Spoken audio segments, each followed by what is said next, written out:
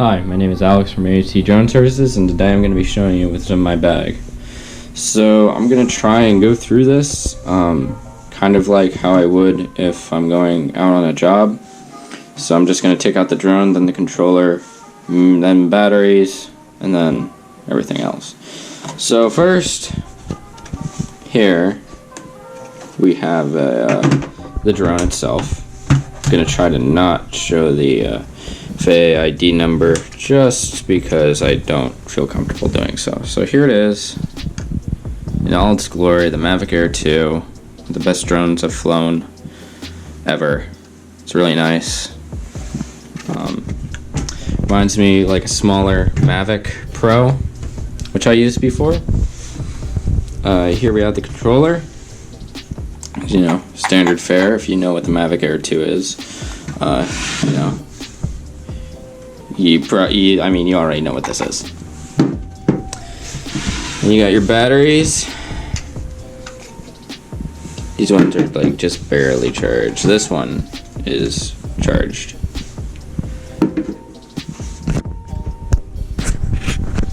Sorry, display keeps shutting off. Here are my business cards. Let me flip them over. There you are. And then, so let's go through this now.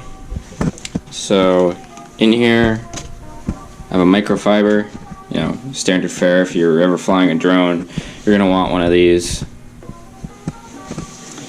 It's just, you know, just what you need if you're a cameraman or anything at all. I have two micro SD readers in here in case like I really need them. I don't really ever need these on jobs, but I like to keep them on me in case stuff is just going way too fast and it's like, look here, I'm not going to be able to email you the files, or the files just aren't working. I'm going to send you the SD card. Here, you can read it with this. Just send it back to me. I haven't had to do that yet, but you know, I'm kind of hoping I don't have to. It's more of a better safe than sorry kind of deal.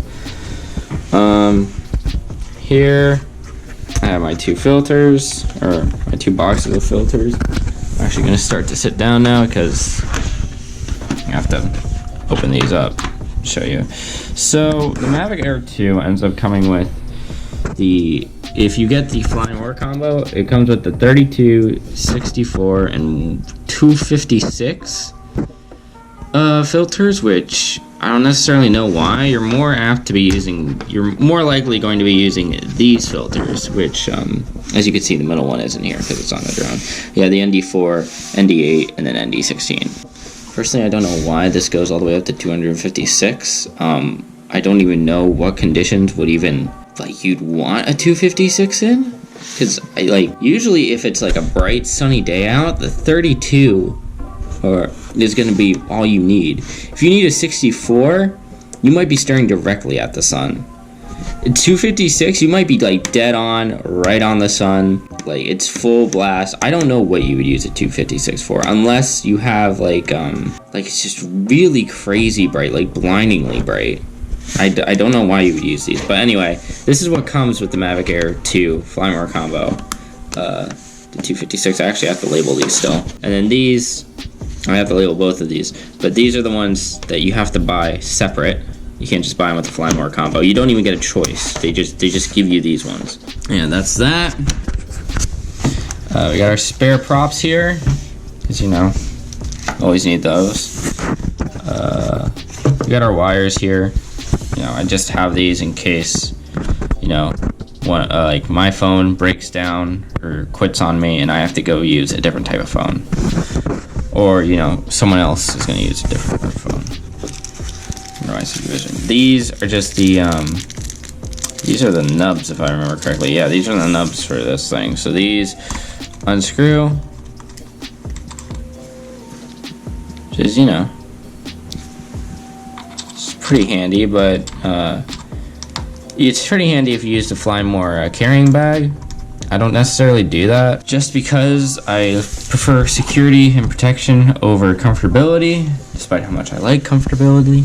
But yeah, so it's that like this case allows like enough clearance for me just to keep these on all the time, and I don't really feel like losing them, so I just keep them on. This is a charger thing for like a phone or a device that like takes a USB input and then has like a different output. So yeah, you just attach these to one of the batteries, like this one. You just snap it down. I'm not gonna snap it now because I need to use 2 hands to pull it off. Basically, you snap it down. You just you turn on the battery by double clicking. Yeah, there we go. Sometimes I confuse. All right, and then I just have a micro SD in here. I don't have it in the drone right now. I'm pretty sure this one is cleared. I'm so bad with my memory cards. But I usually do keep them wiped and formatted and everything. But anyway, so pros and cons of this setup. Major con is this is not very comfortable at all. Like, it's a big bulky case that, you know, you could chuck it at someone and the person would be more hurt than anything inside the case would be, which is a good thing.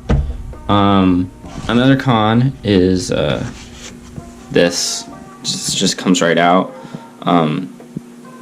which is, you know, fine if you want, you know, we don't want to flip it or something, but, you know, for me that's not really a big deal. I just want it to sort of stay in here because these readers will get stuck underneath here, and like they'll get stuck underneath the battery things for the most part.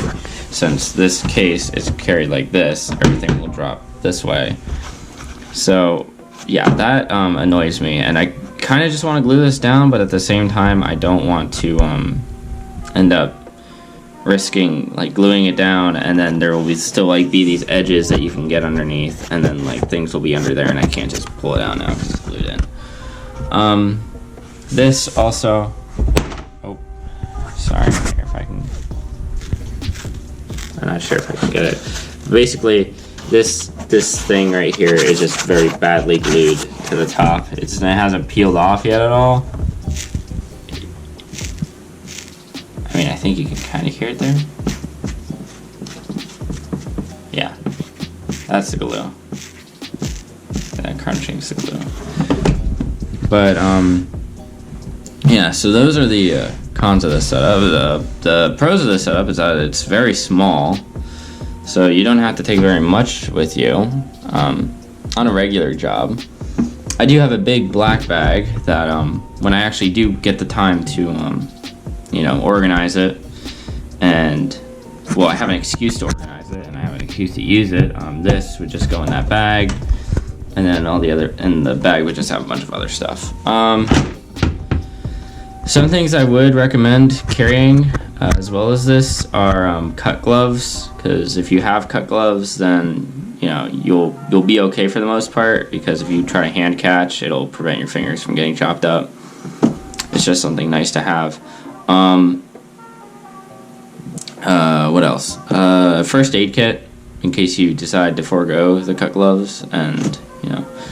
But keep in mind, if you're going for this exact case, you're going to be limited to this space for all your extras, unless you want to use something up here, which in that case, you're like the Flymore combo. The Flymore combo comes with 3 batteries, so you'll have an extra space here if you don't get a 4th battery, which is okay.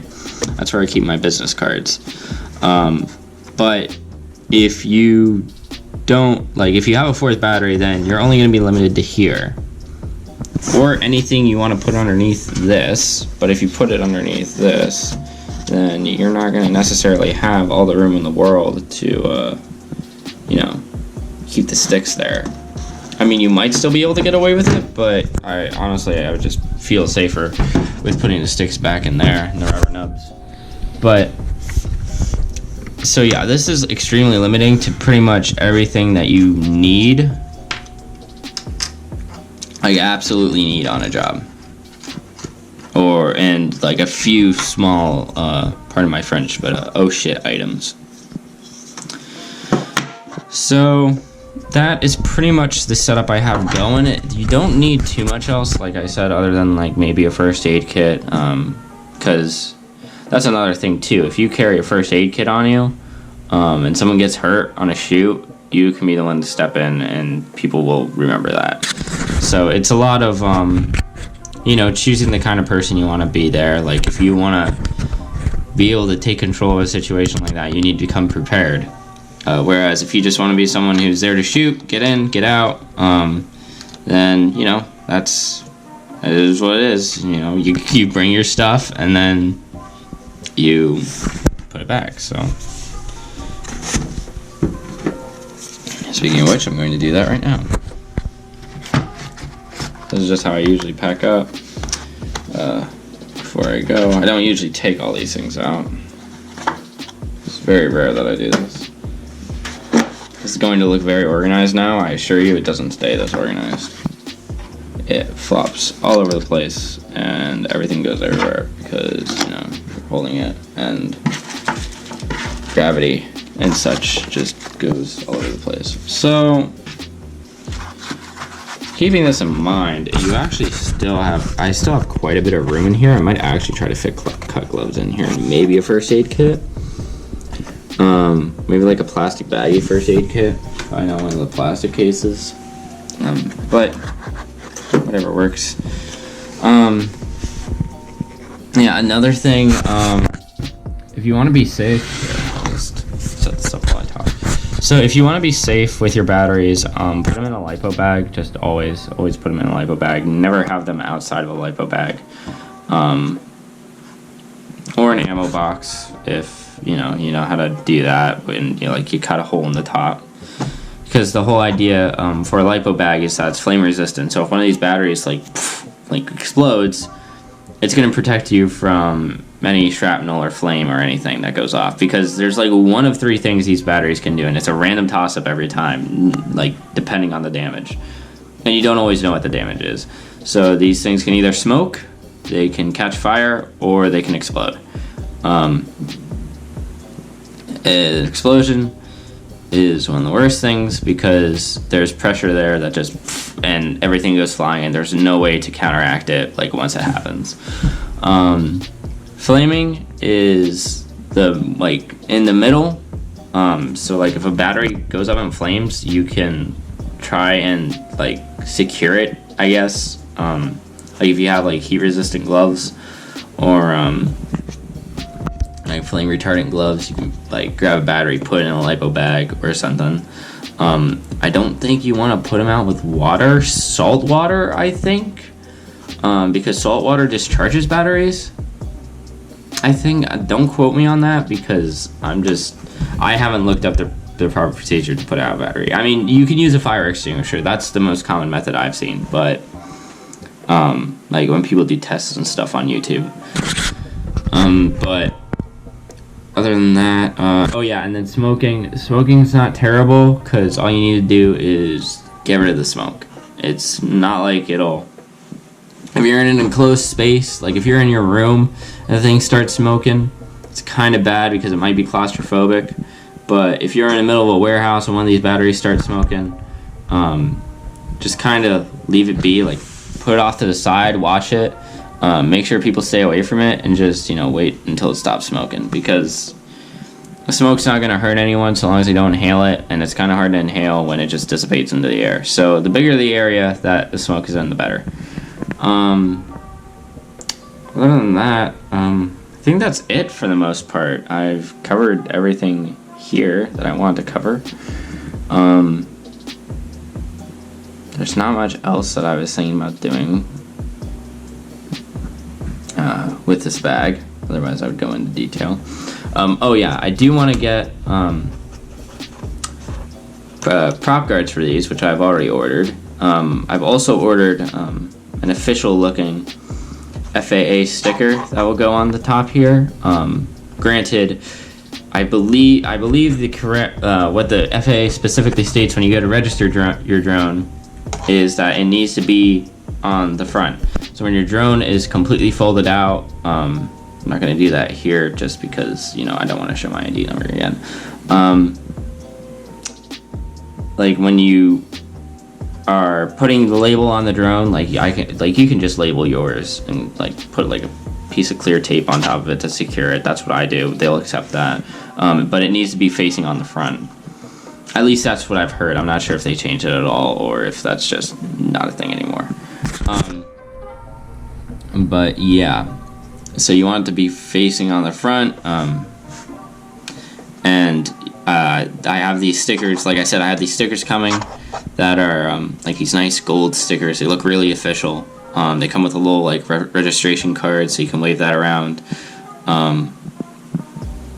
A lot of this job, what it is looking official, because a lot of the time you're not going to be on a job where they given explicit permission to fly.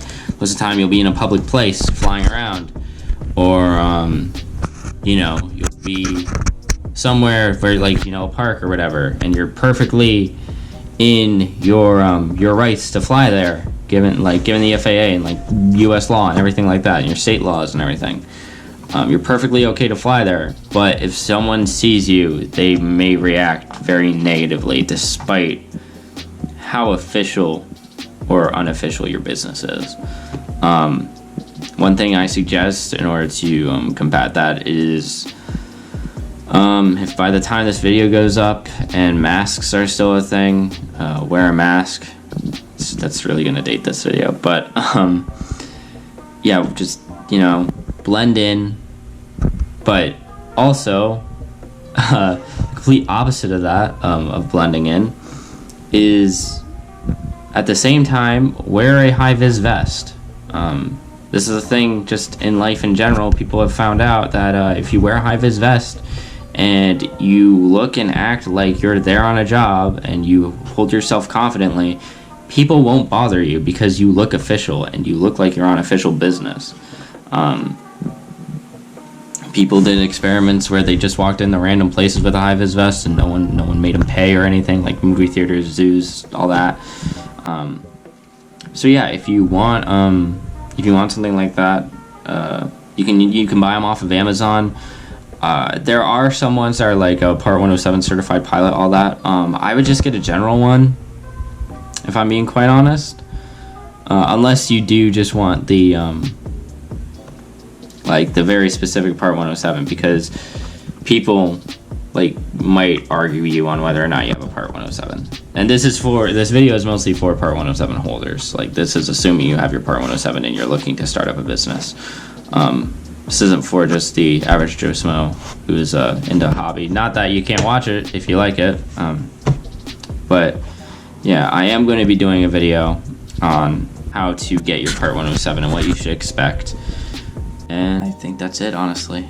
There's nothing else I really need to talk about. So this is my what's in my bag. I'll probably update this later this year, where I'll have my I'll probably have a bigger box or something like that. I don't know. I'll figure it out. And I'll probably update this video probably sometime around like October, November this year, because this box, or this case that I've had, I've been calling it a box this whole time. This case that I've had has served me pretty well, but again, I mentioned the cons, and they're very big cons, at least for me. But honestly, this serves you pretty well. This will run you about $50 on Amazon. The FAA stickers run you about $12. Prop guards run you about $16. I forget how expensive the filters were. The filters were like somewhere between $32 and $50, at least last time I checked.